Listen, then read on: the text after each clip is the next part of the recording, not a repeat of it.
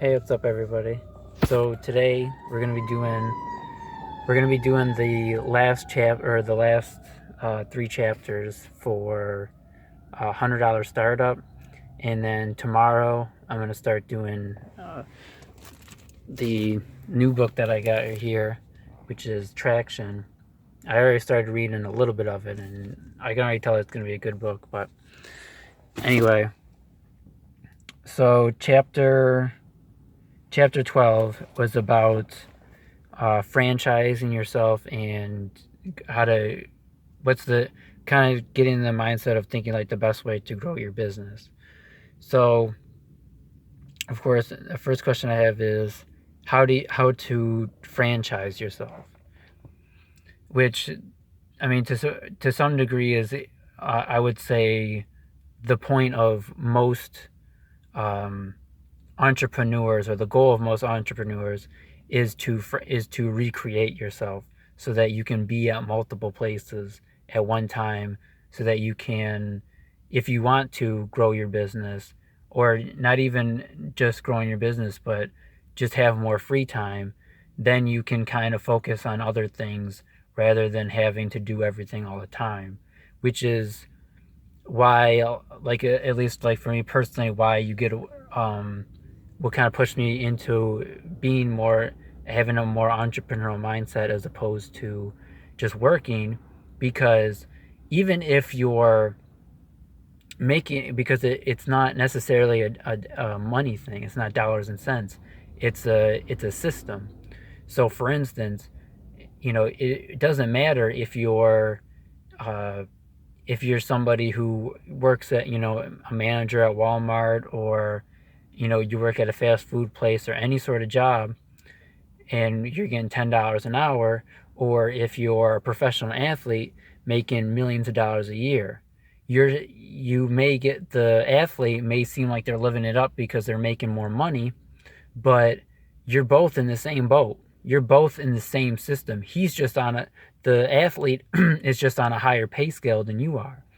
So, like, one of the things that got me is, that the how I can tell like I'm thinking differently is I saw I was watching the highlights for a Bills game, and LaShawn McCoy was running the ball, and he got tackled. The One of the linemen tackled him, and it basically, fell, what, like, probably 300-400 pounds, or probably close to, maybe even 500 pounds of force coming down on his feet, or on his ankle, when they grabbed him and they tackled him. And he ended up getting carted off the field and stuff like that. That shows like you ain't no different than somebody that works an hourly job. Because right there, just like that, as soon as he may have like a big contract, but once he gets carted off the field, that's it.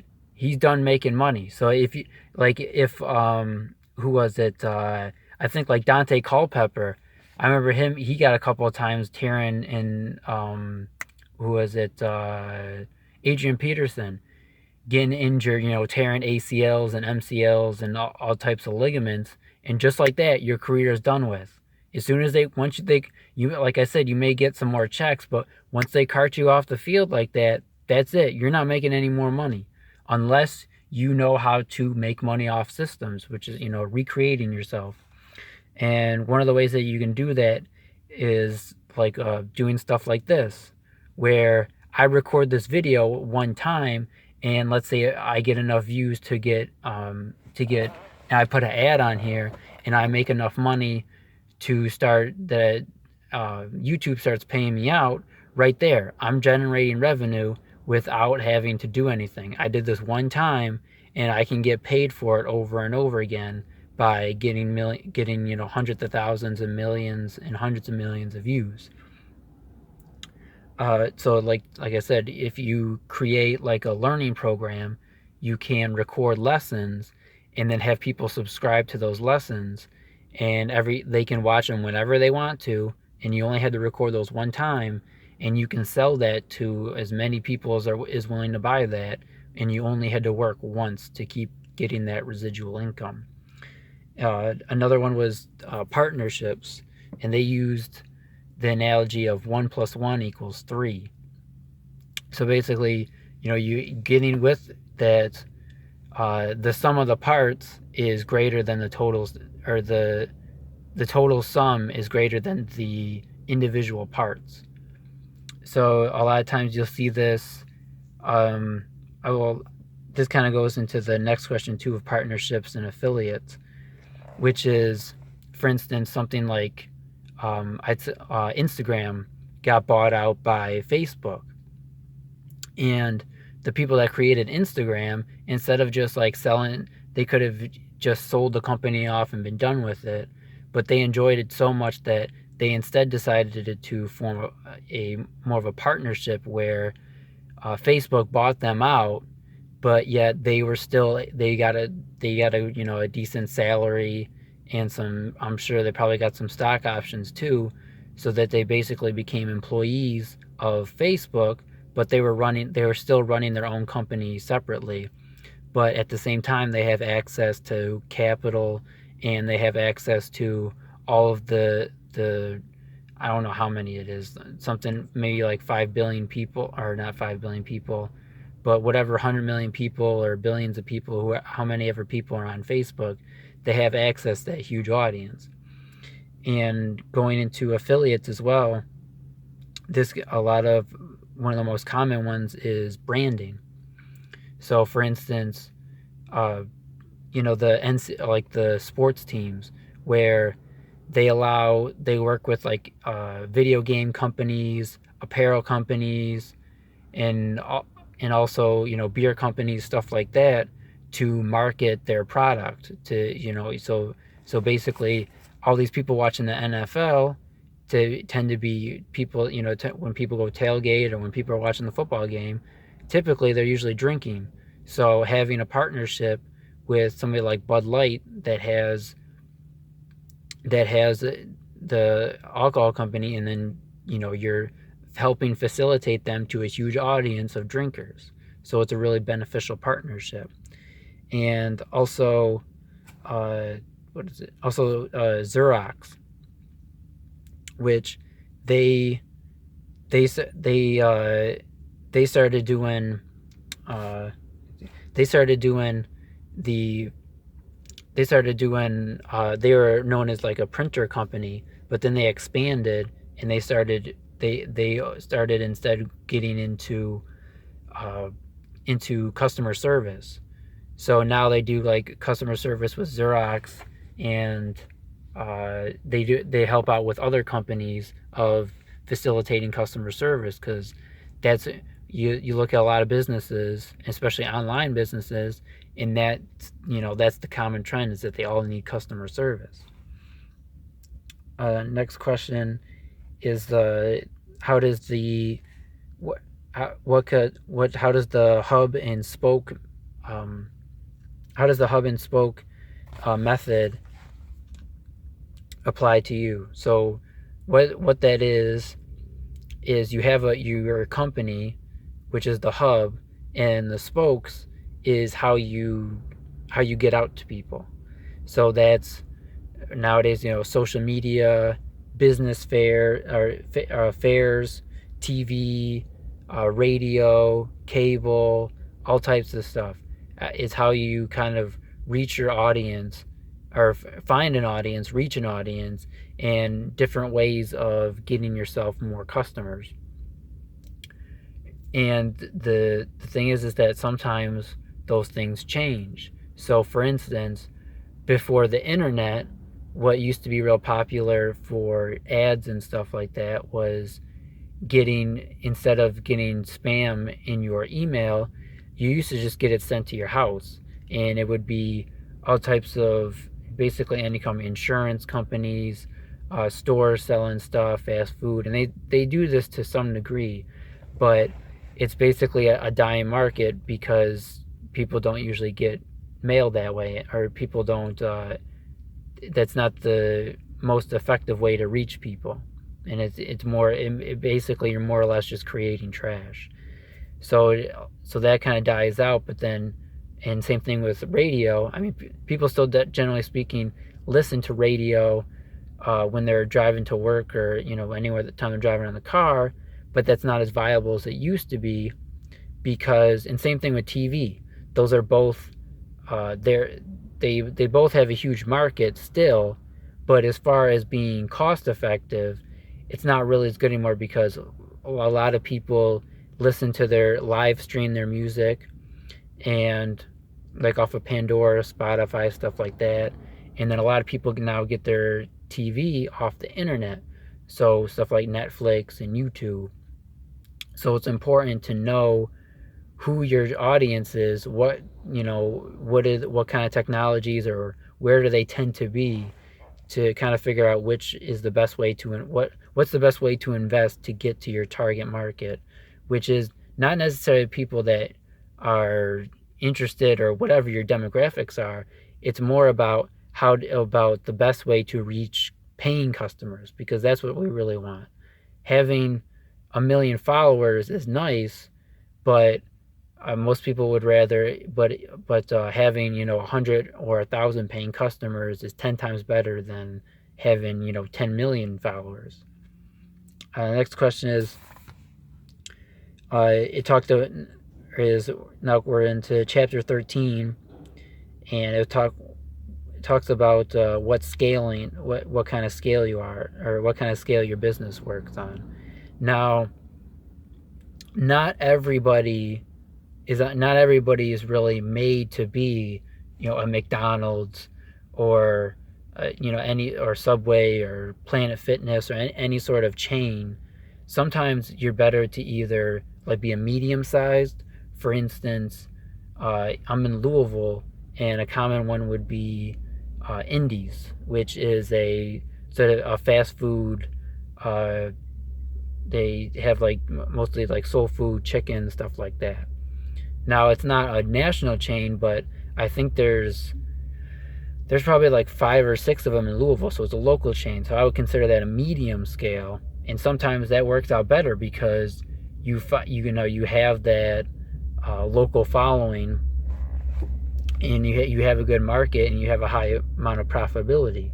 Because sometimes, like for instance, I like to watch the profit. And sometimes what the problem is that these companies, they'll have 10, 20, $30 million revenues, but their profits will be very, very low. And a lot of that have to do with they see like a store doing success, the store doing very well. So like, oh my God, we need to, if I make more of these, then we'll get more money. And what happens is, based off the success of the first store, they get too much credit, like the banks and investors and all this stuff give them too much credit based off of that success of the one store, and so they want to replicate it and expand. And a lot of times is they do it too quickly, and everything starts to get sloppy.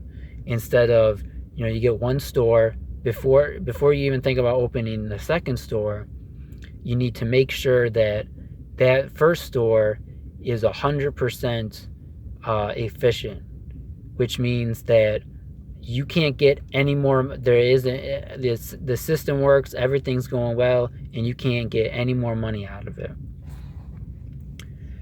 And also another thing too is, sometimes, like I said, businesses are better to be small. So you may not have, if something is more an artisan thing, a trade, you may not be able to expand it, because the easiest things that the easiest business to expand is something that meets a necessity and is teachable. And this is another thing that it talks about, is the convergence of that, of how desirable something is and how teachable it is. So for instance, and that goes hand in hand with fast food places.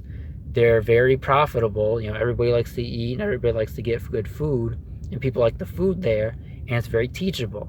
It's easy to teach somebody how to cook a hamburger, how to make a hamburger, how to do fries, and how to do that whole process, clean a floor, clean a bathroom, all the other stuff. So when you have that, and you you're able to simplify as much as possible, that makes the scaling that much easier. Next question is, what's the best? What would be your best? What's your plan for health insurance? Whether it's if you are running your own business and it's just you, maybe a couple other employees, or like I said, just yourself simply. And how do you manage the private health insurance, or do you try to do the affordable care? And the same thing with the employees that you hire. Do you offer full benefits? Do you offer this? Do you offer that? What's the best way to go? And I would say a lot of the times, I think the best way to go is typically, like, if you have a lot, maybe 10 or to 20 employees, something like that, would be group insurance. And then focusing on trying to get, your workers to be more proactive in their health, and so that you only have to really afford preventative costs, and you can also get a better group rate. And as far as, if I'm running a business myself, I would say the best thing to do is, like I said, one of the options they gave was you get insurance for really expensive stuff. So long-term care, or, if you're stays, surgeries, stuff like that. Or if you're planning on having a kid soon, then all the prenatal care and all trying to help make that more affordable. And then as far as all the preventative care, like your dentist, your doctor visits, pay for that out of pocket. Because like I said, I think that's the best way to go, because that's really what's going to hurt you. And again, I'm really into being healthy as possible. So I would be trying to make sure that I keep myself as healthy as possible, so that I don't really even much need the basic preventative care other than a checkup here and there. And then I'm covered for any of the major stuff, because that's what's going to end up being the most debilitating if something like that was to happen. And the last question for that one is business metrics. And this goes into fighting fires versus putting them out, which is, instead of, doing all this crazy hectic day-to-day stuff, thinking about the long term, and and instead of focusing on, 1,000 different things, or maybe not knowing any of those things, to pick a couple of simple metrics, so that you can kind of get on a weekly, bi-weekly, monthly, and yearly basis, so that you can kind of keep in touch and make sure that everything's going well. And some of the stuff that I have is, how many views, if it's online, how many views your posts get, how many subscribers you have, and if you do any sort of ads, being able to track the conversion rate of, let's say, how much money is spent per customer per the customers that you get from there, as well as what's the average price of the customer, and how often do you get a paying customer from your videos, from your ads, from this, from that. And then final chapter 14, which is basically just a roundup of everything, an overview of everything, or wrap up, I should say, of everything. One of them was, if you have a you knew moment, and this refers to the moment you knew, this was a good idea, or that I was going to be successful at that. I haven't had that, unfortunately. I haven't had that aha moment yet of success, but I have had a moment of knowing that even if I have to struggle doing this, that this is where I'm supposed to be. That even if I don't become have this big company, make tons and tons of money, that I need that, being free is what I want. That I can't work a regular job, even if it paid more money, because the freedom and the, not having to listen to, especially not having to listen to people who I feel are inferior to me and that I just don't respect at all, which that's also bad for your health, or that's also bad for your health. So you have to think big picture about what you're doing and what you're really gaining and what's most important to you. And next one is what held you back, if anything, like excuses or stuff like that. I would say for me, it's and I still have this, which is money. Which of course you do need money because to a degree to pay for certain things, or if you want to invest, even if you even if most of the money comes from other people, other sources, you still need to kind of show that you know how to manage it, you know how that this is important to you and that you have skin in the game, you have something to lose, rather than simply just being all talk and having other people risk their own money. But at the same time, you don't want too much of that, because what I've noticed for me is that it's an easy way out. So that basically, if I want to do something, it's like, oh, I don't have any money. So that it gets me to kind of shut down, which isn't productive, because it's not always about money. It's about capital. So even if it's trading my time, or perhaps trading a skill that somebody else desires that can help me, whatever I got to do to kind of to make whatever I want to do happen. And there's also grants and other resources or stuff, or resources that may be available to me that can kind of help me along and make that happen, and not getting away from the mindset of shutting down just because I don't have the money. And last one is the biggest takeaway from this book. I would say for me the biggest takeaway was getting into that mindset of seeing problems and finding a need.